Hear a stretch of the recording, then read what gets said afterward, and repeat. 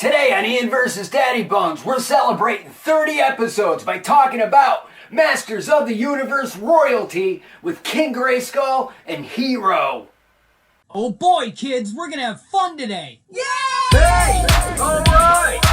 How is everyone doing tonight? Welcome back! It's another exciting episode of Ian vs. Daddybones. I'm Ian Daddybones. It is episode 30. If you've been here from the very beginning, thank you very much for your continued support of Ian vs. Daddybones. I want to say what's up to all the YouTube subscribers. Special high five, double nuck daps for all the Patreon subscribers. Throwing me $1 for 30 days of bonus content. And I gotta say, honestly, I really can't believe I made it to 30 episodes so far. It's been really fucking dope, and we just keep chugging the fuck along down the track and bringing out more content each and every week here on Ian vs. Daddybones. Today, I got something special to talk about for the 30th episode of Ian vs. Daddybones.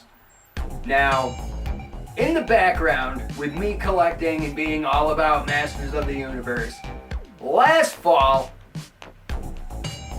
I crowdfunded the Mattel Creations Masters of the Universe Origins Eternia playset. And I'm currently making payments on that Eternia playset. And last episode, I was filming while at the same time waiting for another Mattel Creations drop, which happened to be the Mega, which is Mattel's, not knockoff, ripoff, but it's Mattel's version of Lego. So Mega announced that they were releasing, available for pre-order, the Masters of the Universe Eternia playset, which for right now is just Central Tower, and I was able to get one of those when it dropped, so that's going to be shipping this summer, and eventually the other two towers are going to be around so you can complete the build and have your own Mega version of Eternia, in addition to the big boy version of Eternia, if you were able to crowdfund it. And with Eternia on my mind, and so much content going around as far as Masters of the Universe goes, whether it's a Netflix CGI 2021 reboot series, whether it's Masters of the Universe Revelation, and for the purpose of like YouTube, you can watch old school episodes of 80s He-Man and the Masters of the Universe. And so the content's out there, and there's going to be more content coming in the future, like Masters of the Universe Revolution, which is going to follow up Masters of the Universe Revelation. And these two characters are from Masters of the Universe Revelation, but at the same time, both of these characters were not a part of the original vintage line in the 80s when it comes to Masters of the Universe. Technically he was, but he most definitely was not. Because the way Masters of the Universe was at the tail end of the toy line, let me get a sip of my coffee. Having caramel cream. I'm at my mother-in-law's, and it's the only day that I will allow myself during the week to have one cup of coffee, and it's on podcast day. Because honestly, I filmed this shit on Monday, and by the time I drink this first cup of coffee and I set up, I've already put in like 4.5 hours at work. So now I'm still putting in another 2 to 3 hours of work. But basically, in the tail end of the line, when the original Eternia came out in 1986, like, Eternia came out, the Snake Men were released and a part of Masters of the Universe. But the thing with Eternia is, not everybody knew about it. Like, some people were aware of it. Like, to me, I faintly remember Eternia back in the day. I remember seeing the artwork when my mom would get me Masters of the Universe magazine at like the Giant Market back in the day. And so I remember getting the He-Man magazine with like the pullouts and posters I could put on my bedroom wall and shit. So I faintly remember vividly seeing the blue lion's face. You know what I mean? And in Central Tower. But I didn't really know what it was. And honestly, at that point in my life, I was honestly at the stage when I was going to school where I was learning how to read.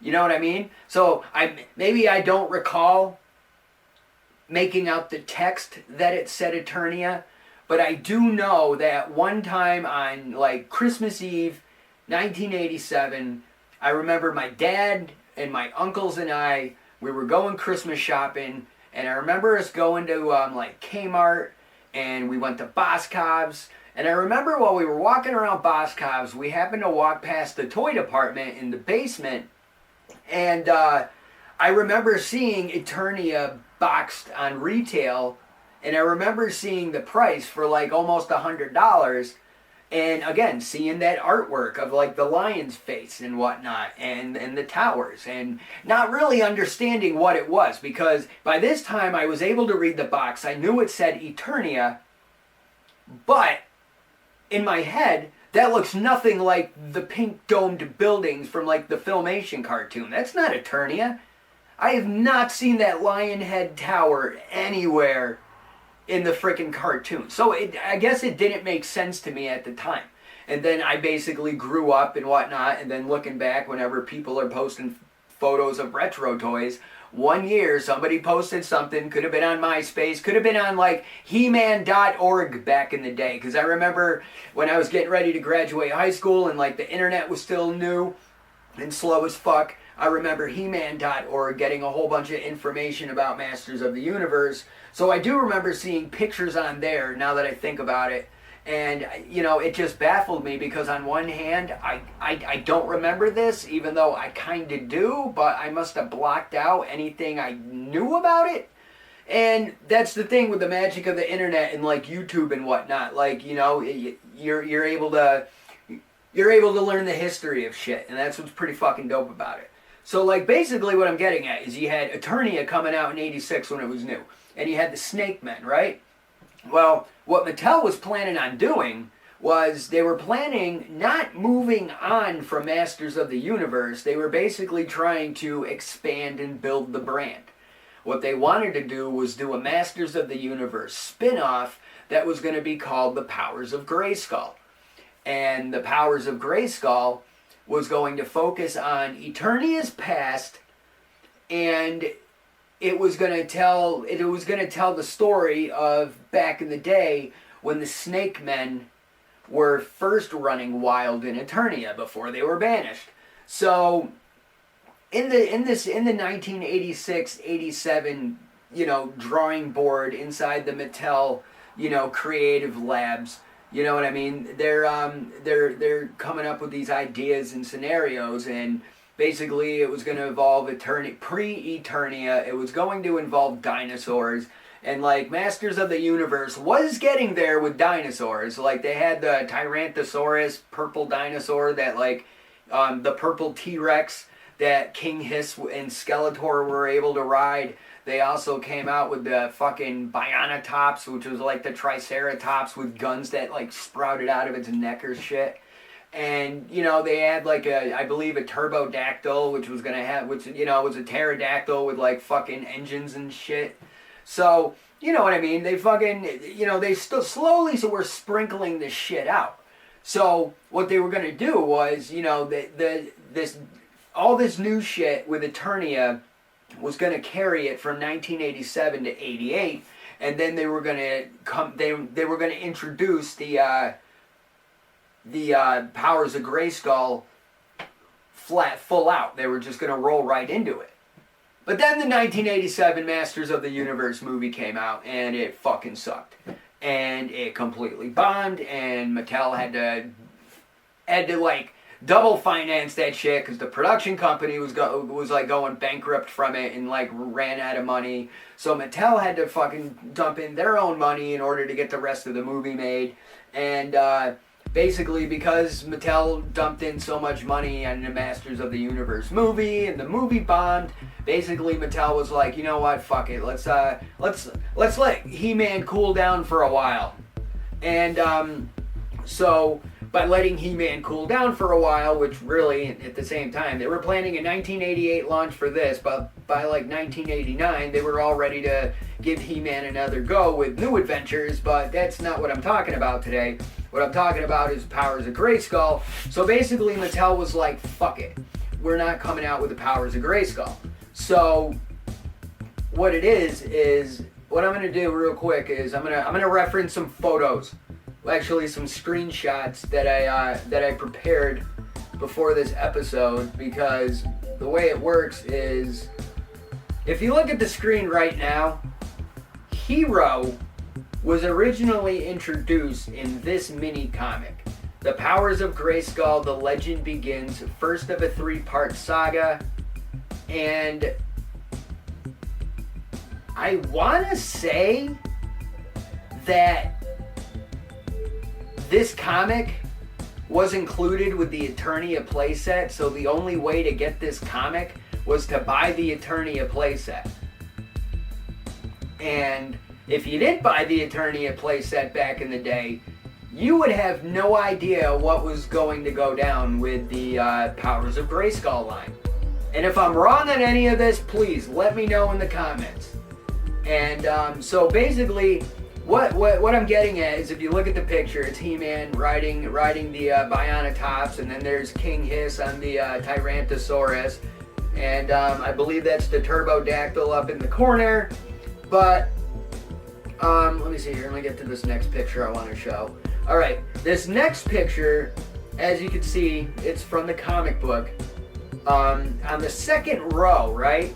On the second row, if you look at the right panel with the flash of green light, you'll see a silhouette of a guy holding a friggin' magical staff. And and he says, "Let all be as it was. Return invaders and strangers to your homes, wherever they may be." So that was the last page of that comic. So what it was is, that black silhouette was our first appearance seeing Hero in the world of Masters of the Universe, because the main point of the story was He-Man and Skeletor being sent back in time.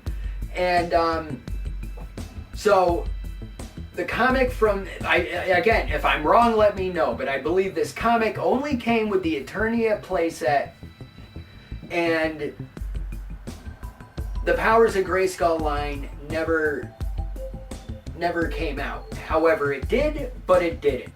It only came out in like Argentina and like Italy. Certain figures made it to market. Like, for example, they released 2 giants. We were going to get giants in the Powers of Grayskull. We were going to get Megator, and we were going to get Titus, which were going to be like, I mean, honestly, you know what, fuck it. Throw up a picture. As you can see, Titus is like giant fucking Ken doll size, but supposed to be like a He-Man figure with his fucking rooted hair. So that is most definitely a doll and not an action figure. But apparently he was released limitedly in fucking Argentina and Spain. But Hero was supposed to come out in the 80s, and it never did. However, they did make a prototype model of Hero, as you can see. So he did have like the vac metal armor. He was in the He-Man scale, so it was going to be the same scale moving on with Powers of Grayskull. But this story was going to segue into introduce this line, which Hero was going to be the main character.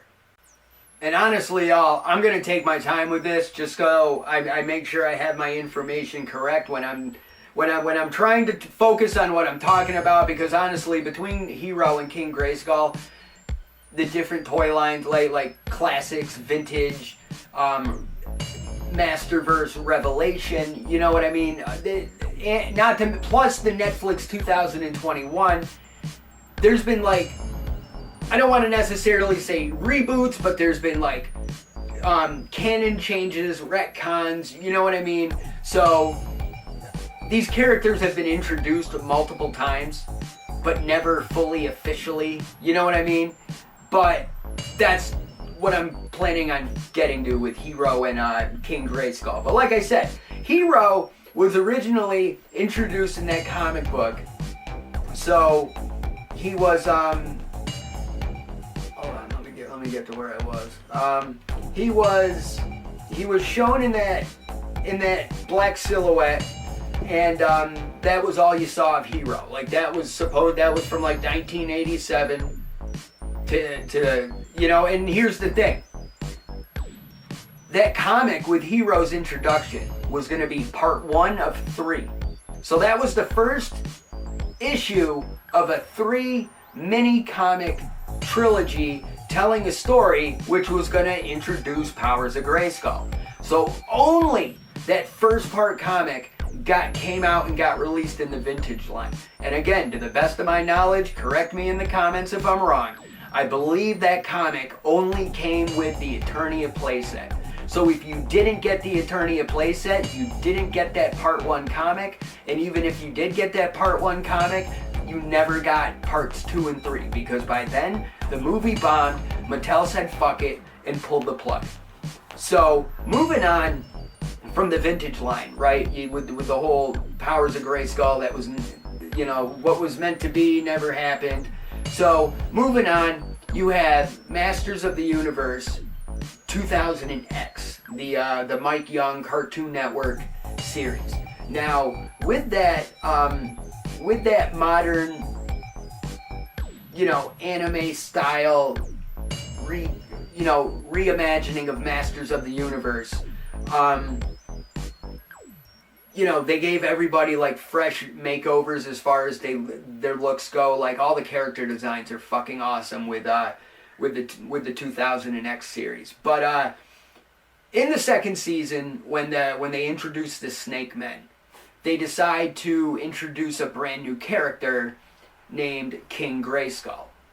Now, King Grayskull was introduced as being the original wielder of the Power Sword that would eventually be wielded by He-Man. So King Grayskull was introduced as the protector of Castle Grayskull, and because that's when they showed that Castle Grayskull's true form is like all gold and like white marble, looking magnificent, but its facade form is the green skull, you know, decayed Castle Grayskull. So basically, it showed back in the day when it showed King Grayskull banishing the Snake Men the first time around. However, in the 2000 and X line, when King Hiss and the Snake Men were banished, they did not show the Eternia playset 3 Towers whatsoever in 2000 and X. And what they did was, you know, he vanquished the Snake Men. And then King Grayskull, who by the way was Caucasian, he was basically looked like He-Man with long hair and whatnot, and you know, but in like not necessarily braids, but like little mini ponytails, you know what I mean?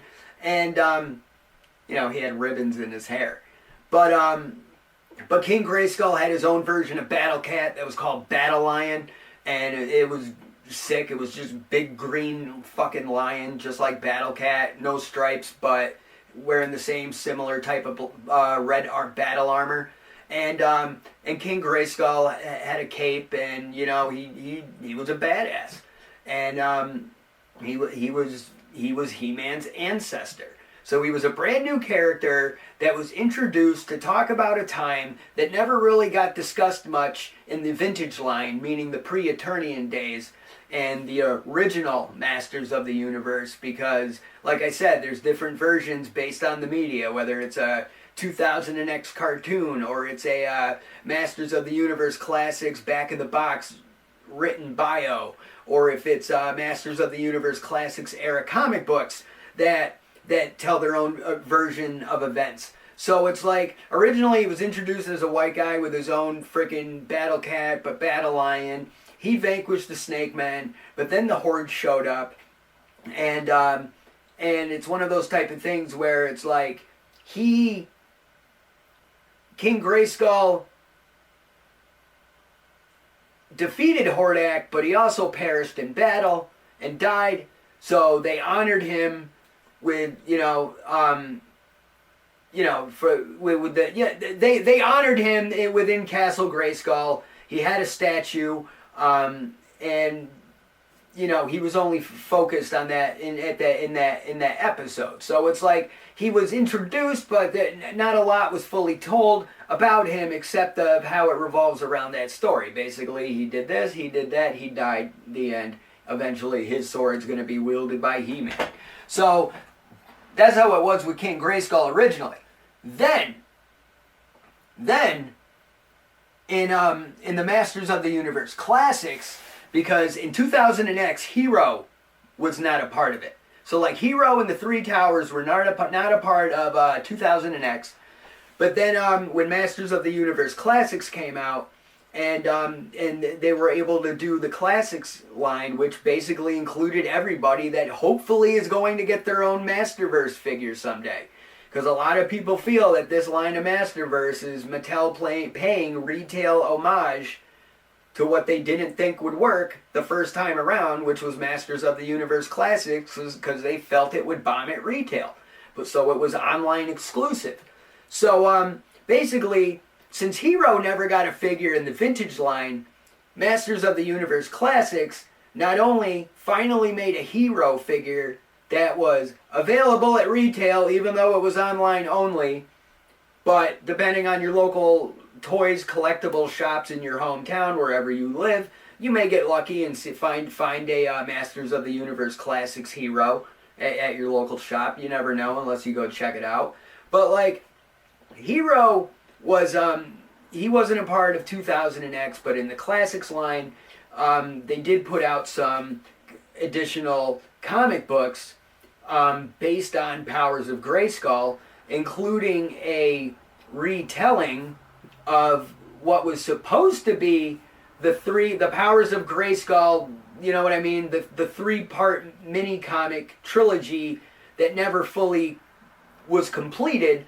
So what they did was, within Classics, they did put out 3 comic books because Tim Seeley and other people decided to basically a lot of 80s kids that grew up playing with He-Man figures finally got their dream jobs working as comic book artists and writers, and they were able to finally, tell these stories to complete them. Not only are they the fans that got the jobs, that get to tell the stories that become canon going forward, but, that's cool as fuck.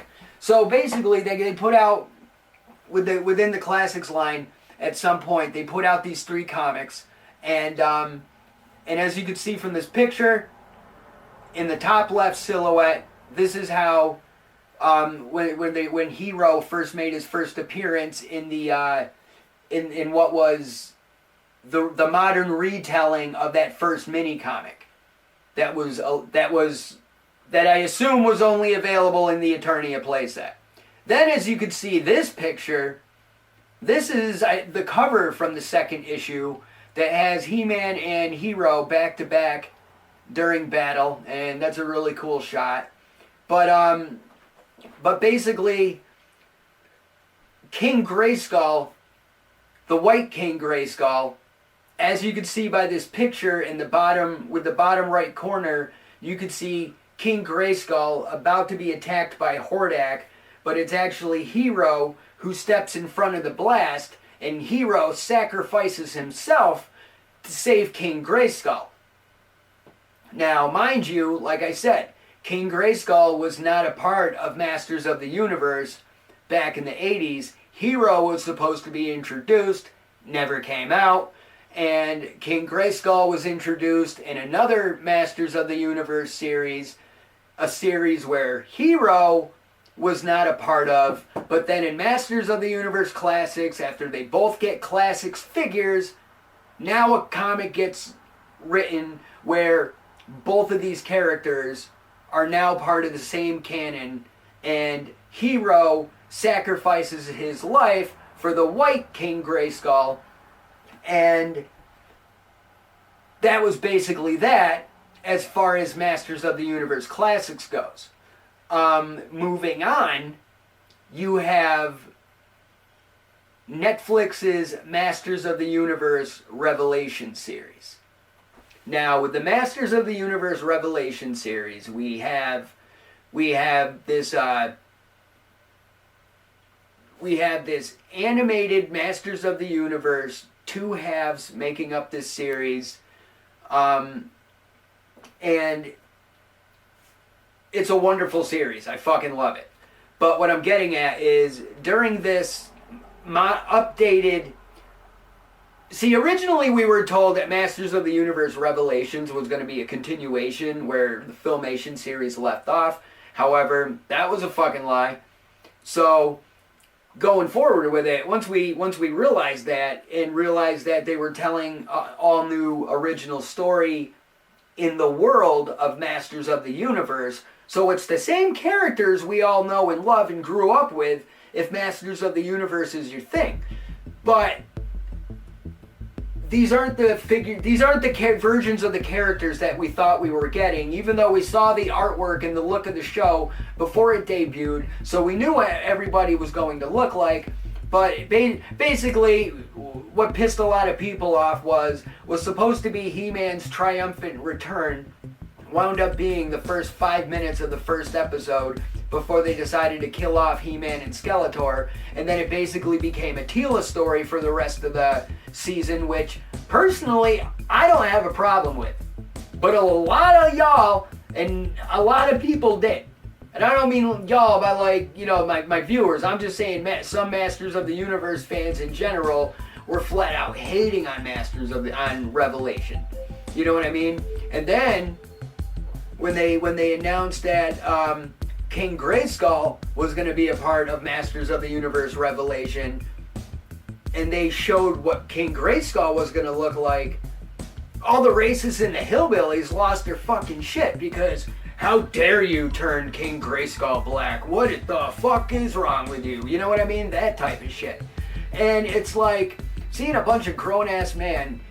Again, you know, they're doing the same thing right now with an animated fucking mermaid. You know, a bunch of grown-ass men getting so bent out of shape over the skin color of a character who was new 20 years ago, when 40 years ago, he never fucking existed. You know what I mean? 40 years ago, this guy was supposed to come out, never got a chance to. But when this guy was introduced, he wasn't even a part of the universe yet. So it's like, you know, it's like the best of both worlds on one, I guess, you know, depending on what type of fan you are. You know what I mean? Me, I personally love it, because I'm looking at two characters that never came out back in the day, even though by now, you know, he came out like 20 years ago, so yeah, he did come out back in the day, but he didn't come out back in the day, you know what I mean? So, you got two generations of Masters of the Universe coming together right now, and, you know, now they're like on the same page, leveled up together, even playing field, going forward with stories and continuity, until they decided to put out a comic book, right? For Masters of the Universe Revelation. There's actually an issue that serves as a backstory for King Grayskull, and like King Grayskull, and that's the thing too. Going back real quick to Hero in the Masters of the Universe Classics line, allegedly Hero was supposed to be the original wielder of the power sword, because they showed Hero's sword as being blue with like the stars and the cosmos inside it and whatnot, and I believe his Classics figure actually came with it, but that kind of got retconned and changed to King Grayskull being the original wielder of the power sword, in the world of Masters of the Universe Revelation.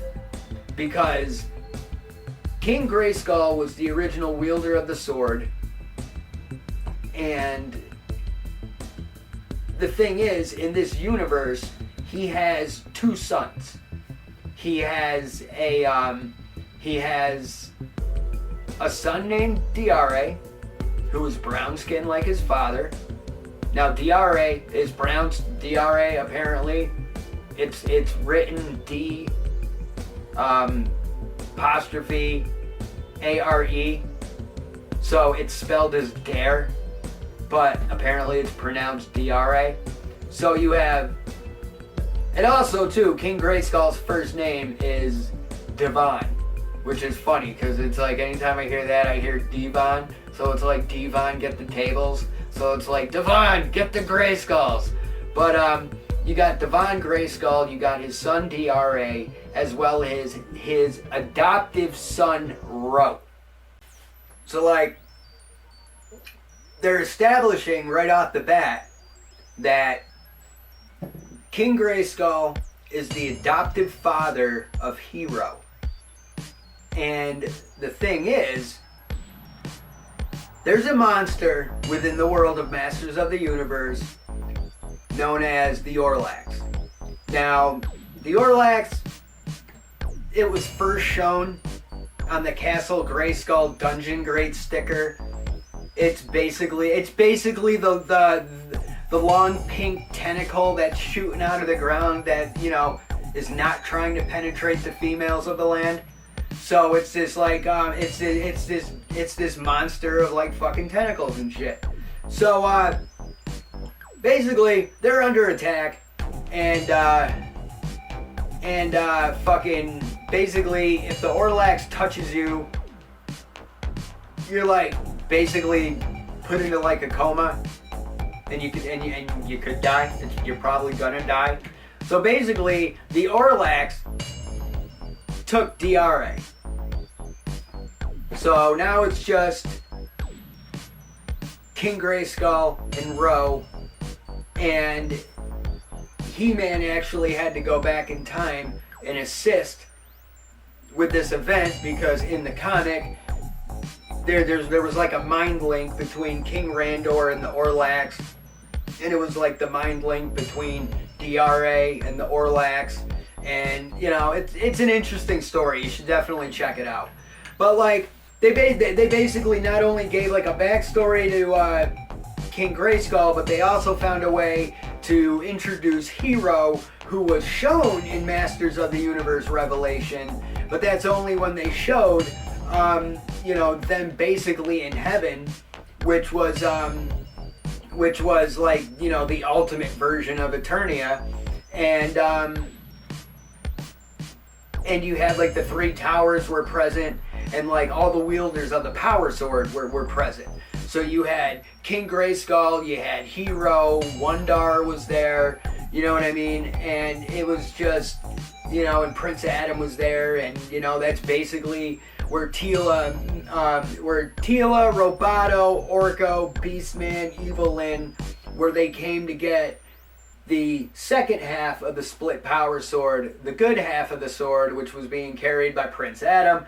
So that's basically when the only time Hero was shown, plus when Roboto was using Central Tower to reforge the swords. So Hero was present and shown in Masters of the Universe Revelations, which is why he got a figure in the line, because because he never got a retail release back in the 80s. So, you know, on one hand, it's a celebration that Hero got a figure. And Hero's actually a part of Masters of the Universe Masterverse Wave 6, consisting of Battle Armor He-Man, who I've already shown off on the show, Masterverse Sunman, who I haven't talked about, I haven't opened them yet. That's going to be a future episode. Plus Jitsu is a part of that wave, and I'm going to be opening up Jitsu at some point in June, because I got the second issue of that Masterverse comic to talk about and digest and dissect, because that's where that's where we get more back information on Jitsu. But going back to Hero, like I said, he's got his first figure in the Masterverse line, and reading the back of his box, armed with the magical sword of He and cosmic armor from the Temple of Power, Hero protected both Eternia.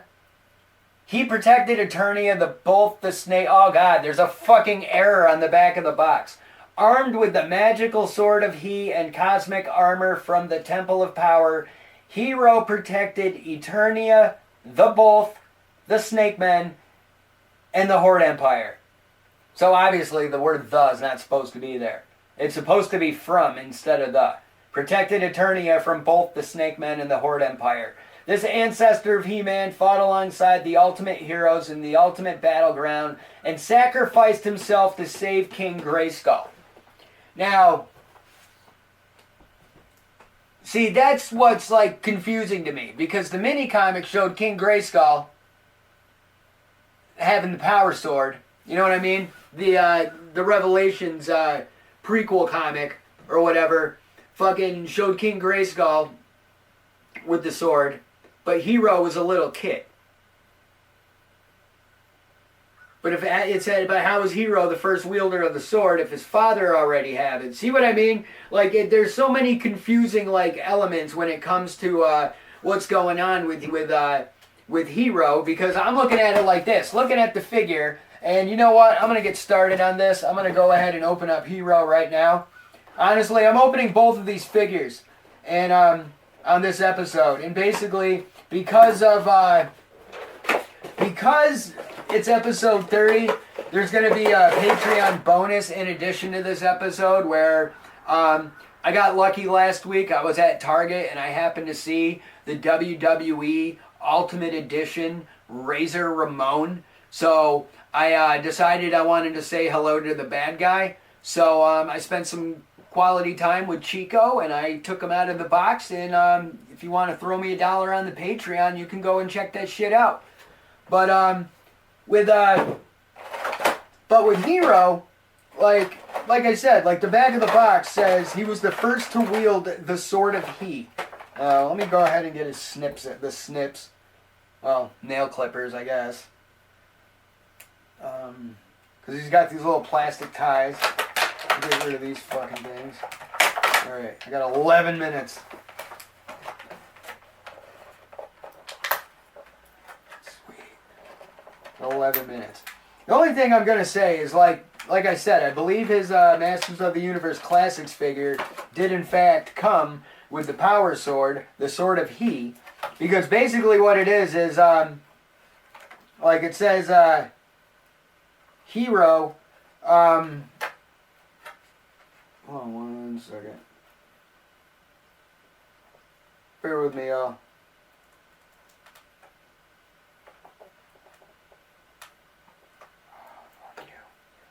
Alright. There's some surgery here I gotta carefully perform. Tell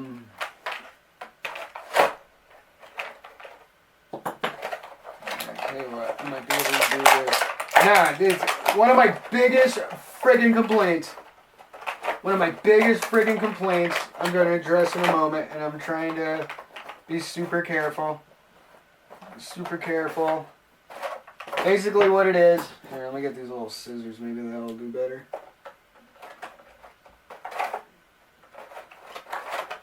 Alright, hold on.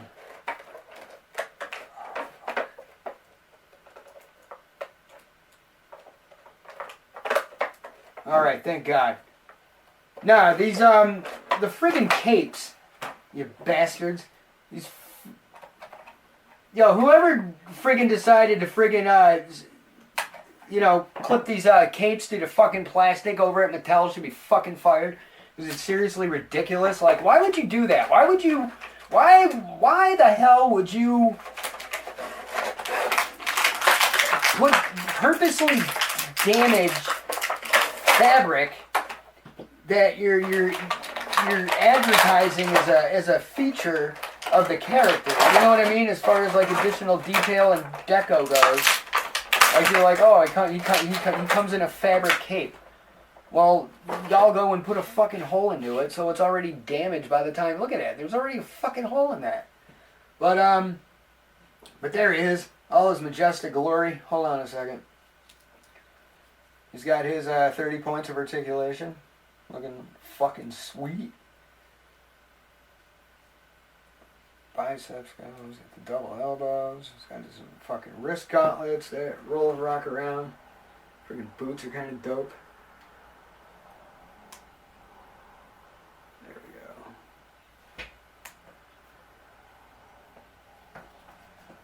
So yeah, like his classics figure came with a fucking sword. But apparently that's too much to ask for when it comes to the Masterverse version. He doesn't cut. It says he was the wielder of the sword of he, but he doesn't come with one. Oh, my coffee's fucking gold. But yeah, he's got this dope ass staff. Honestly, with the way his weapon is and the weapon that he comes with, there's really only one way that you really need to display this figure. But yeah, there we go. And the figure comes with 2 jack-off hands, so he can hold what he needs to hold. He can hold his pole. And this thing opens up too, I believe.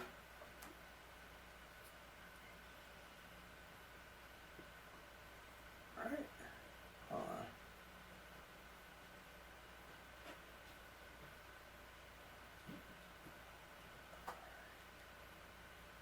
Hey, right now, I'm not becoming a fan of that fucking arm bracer.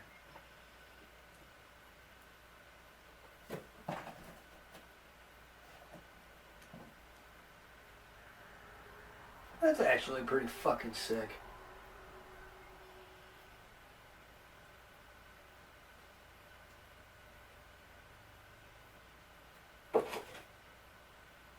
And I'm gonna feel like an idiot too because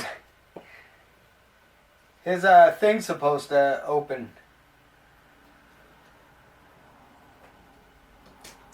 Oh, there we go. Oh, look at that. Oh, look at that. Oh, look at that. Oh, look at that. Alright, that's pretty fucking sick. That's sick. His fucking staff all opens up. See, it's weird. Like, when I got him facing me, he's like not falling over at all, but that looks pretty badass. But yeah, there he is. Hero, the heroic cosmic warrior. It's like one of those type of things. It's like he's a heroic warrior, but what exactly is he? I mean, at this point, you know what I mean? You got different timelines, masters of the multiverse. That's been established in comic book form. So to me as a Masters of the Universe fan and a Masters of the Universe like comic book reader, I'm aware of everything that went down in Masters of the Multiverse. So I know that they look at every different version of Masters of the Universe as its own timeline, world, continuity. So you got the vintage toy line, you got the Filmation universe, you got the Masters of the Universe movieverse, you got the 2000X universe. Classics apparently has its own universe, and it's like it breaks down, and you know, it's one of those type of things where he's been introduced as a mage, he's been introduced as the first wielder of the power sword, he's been introduced as King Grayskull's son, depending on what color King Grayskull is, and you know what I mean? You know, at this point, there's still no one true story, but at this point, as far as I'm concerned as a fan, I never got him as a kid. He never came out. I heard about him when I was in my early 20s, late teens, early 20s. I was introduced to him and like the giants and everything that was, and even the character Eldor. The character Eldor, who was one of the Eternian Eldors responsible for the spell of separation that banished the Snake Men and drove the towers into the ground. Eldor was supposed to come out in the same wave as Hero. Eldor was just a freaking old ass man in like a brown robe and shit, and came with this book of spells, which is what he used to perform the spell of separation, drive the Snake Men into the ground, and basically, yeah. You know, the character Keklar the Elder was going to be the final tier figure included with the Mattel Masters of the Universe, Mattel Creations Eternia crowdfund. Like, if they hit 10,000, if they had 10,000 backers, everybody was going to get the character Keklar the Elder, he was introduced in a comic book back in the 80s, but he never got a vintage character. He never needed a vintage character. Eldor was basically the character in his place because he was original character from like a Ladybird comic book or something, or a UK storybook.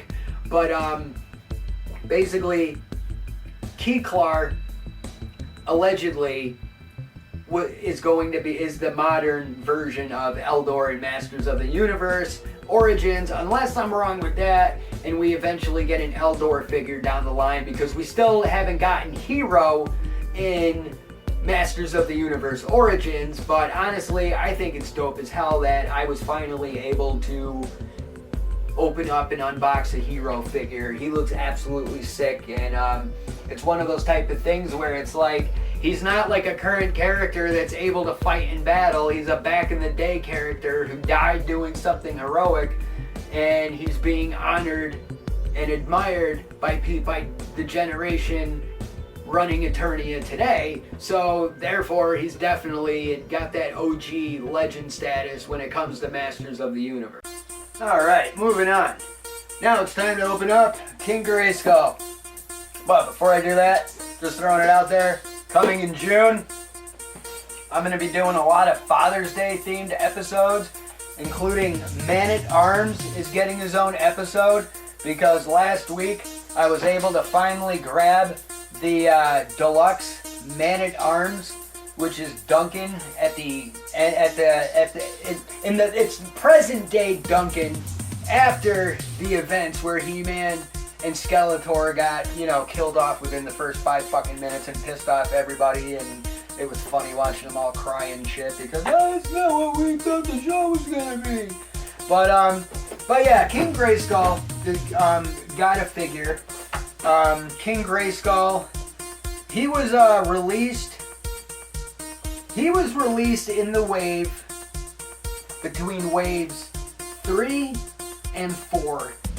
Because looking at the cross-sell on the back, it showed Savage He-Man, King Grayskull, 2 deluxe characters. It showed Teela, and it showed Andra. But the Teela it's showing was the second Teela figure released as part of Wave 4, not Wave 2. Andra was part of Wave 3. Trapjaw was a deluxe figure that also came out. Stinkor was part of Wave 3, and Merman was part of Wave 4. So, yeah, this he came out with those waves. His box happens to show a little bit of this, a little bit of that from the 2 waves. But the one interesting thing about the King Grayskull figure is, when it comes to He-Man's Power Sword, it's pretty much easy to get He-Man's Power Sword. Every He-Man figure they're going to put out comes with a Power Sword.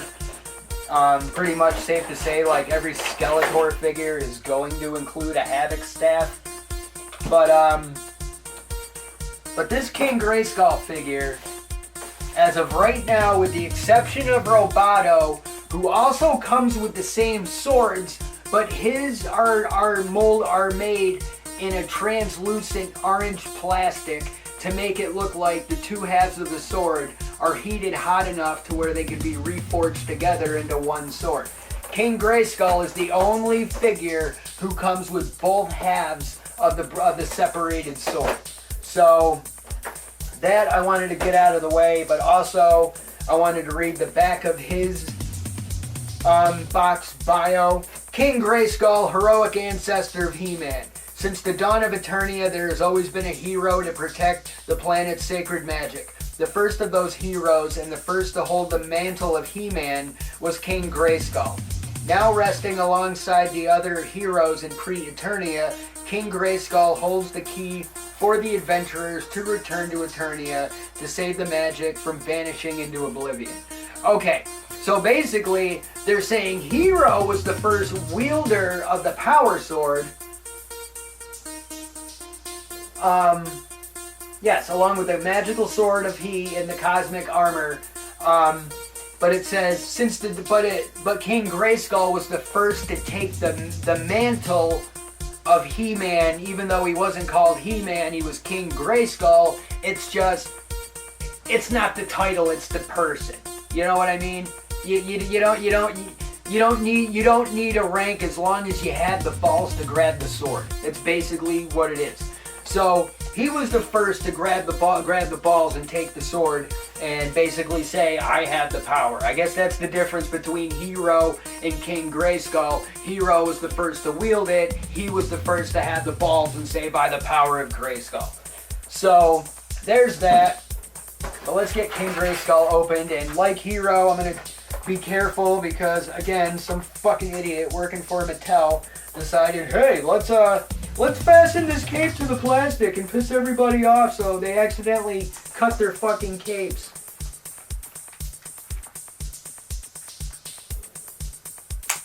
Alright, got that. A little snip. I'm going to circumcise this bitch out of the packaging. Ah, fuck you. It's tied down right there, too. Oh, man. And King Grayskull's got the super deluxe cape too, so he's got the extra fastens.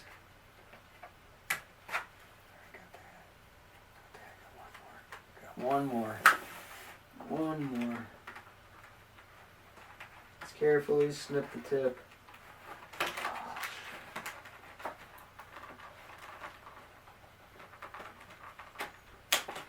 There we go.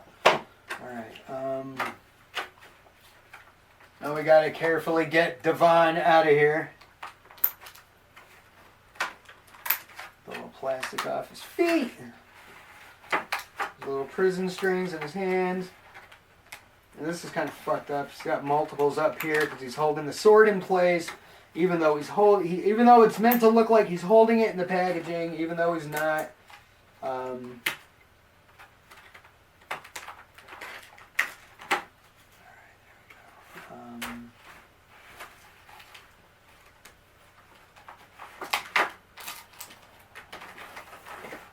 And again, I want to thank everybody who takes the time to check out Ian versus Daddybones. I really, truly appreciate it. Just saying, if you could share it, I would appreciate it. Seriously trying to level up, get the numbers up, get the word out there.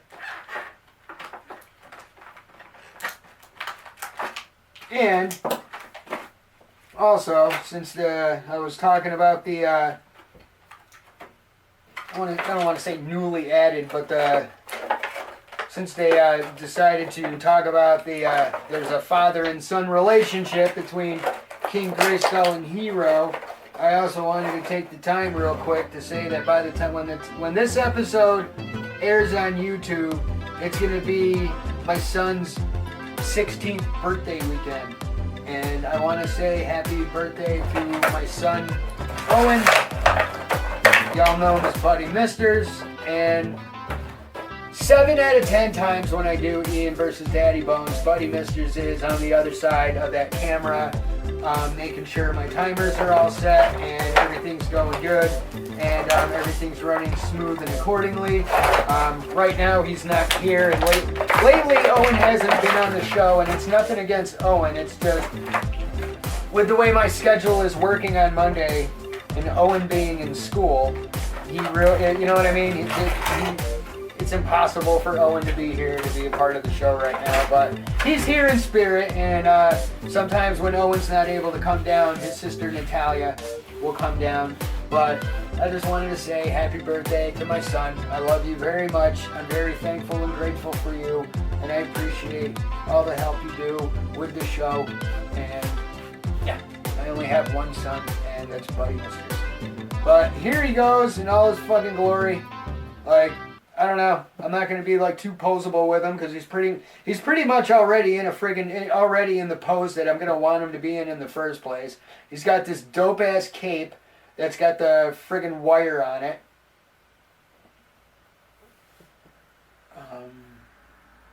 Don't know exactly how I want to friggin' pose that, but I'll figure it out at some point. Yeah, that's a pretty banging ass cape. It's got the friggin' bendable wire on the inside. Nice fabric cape, looking like it's all worn, torn, and beat the fuck up. There's this little piece of plastic that's still stuck in there and it didn't come out. Carefully. Don't pull it. Alright. Now we gotta get these fucking swords in his hand. Looks dope as shit. And he's got the gold handle side half of it. And he's got the dark, I don't know, it's weird because in the 2021 Masters of the Universe, they introduced Keldor, you know what I mean, as like Skeletor's original form. They make that crystal clear, but like they basically say that he's Keldor, like he's Skeletor because he made the wrong choice. Like he could have chose the sword and got the power, but instead he picked the battle mace, and you know, he made the wrong choice, and because of that, the consequences of his actions was Keldor had his left hand become yellow skeletal bone-like, you know what I mean? He had the skeletal cursed hand. There he is in all his fucking glory. King fucking Grayskull. See, that's pretty dope. And that's the thing, man. Like, this is a sick figure. I ain't got no problem with this figure at all. He looks pretty dope. I love this look for him. You know what I mean? And I honestly didn't. If anything, I like the concept of the King Grayskull figure. I mean, the character. I never really cared for his appearance back in the day, and which is weird too, because he's got his shield, but I will say, noticing real quick now, I get it. He's only got one sword. I mean, I get it. He's only got two hands. He's got two halves of the sword. He doesn't have he doesn't have another hand. He doesn't have three arms either. So he can't hold the sword and hold both of these. But, I mean, maybe he can. You know what? He might be... No. I don't think he'll be able to. I mean, I'm sure I could pop the hand off and get this over his wrist. But at the same time, it's just going to loose and be dangly. But, you know... I guess you could have him holding one of the swords. You could have him holding his shield. However you want to display it is completely up to you. But yeah, there he is in all his fucking glory, King Grayskull. But like I said, in the 2001 Netflix reboot, they showed like Keldor making the wrong choice. So you got the power of Grayskull, which is gold, and then you got the power of Havoc, which is, you know, the DX suck it lime green. And basically, when they introduced King Grayskull in the 2000X He-Man and the Masters of the Universe, King Grayskull's white again, but only this time in this version of events, King Grayskull actually was corrupted by the Havoc.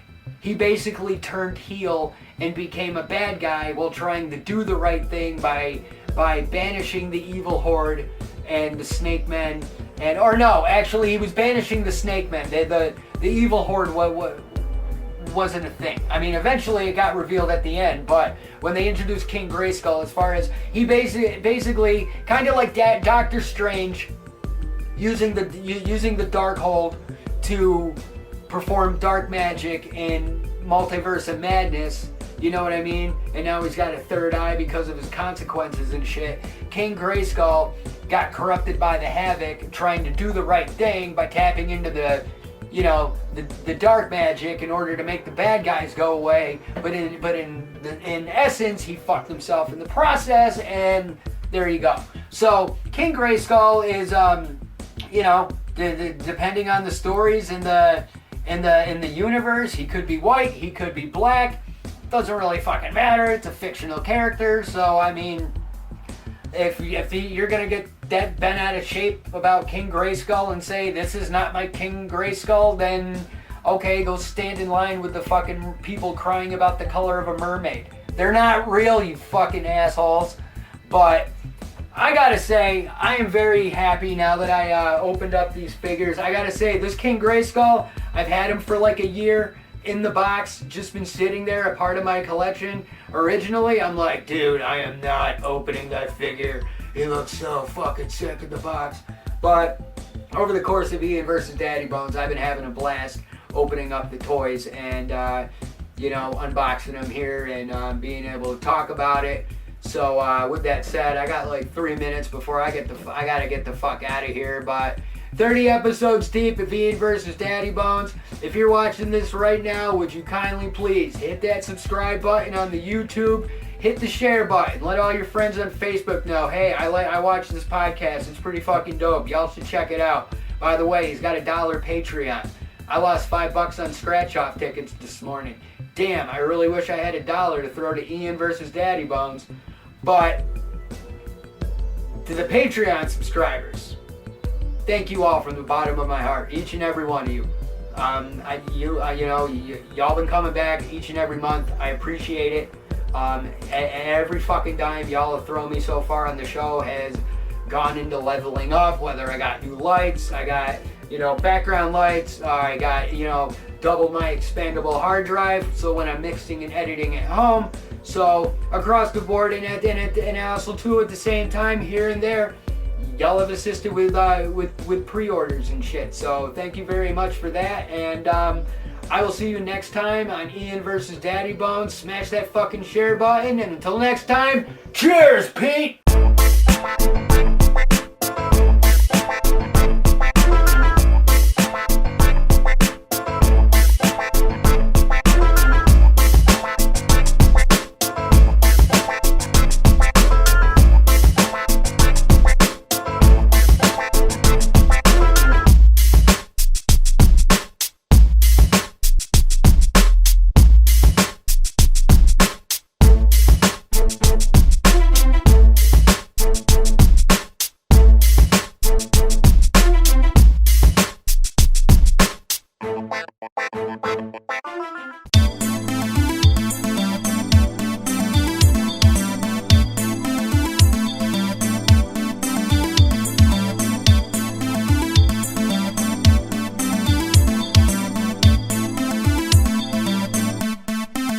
Roast guy.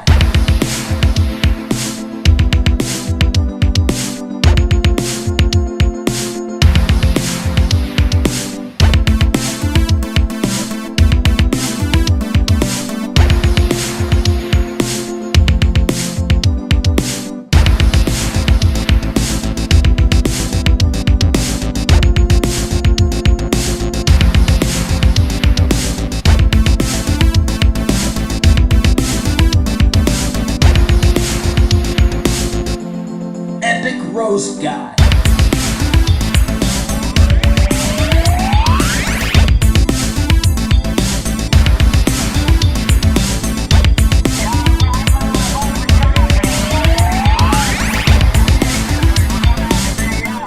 Epic roast guy.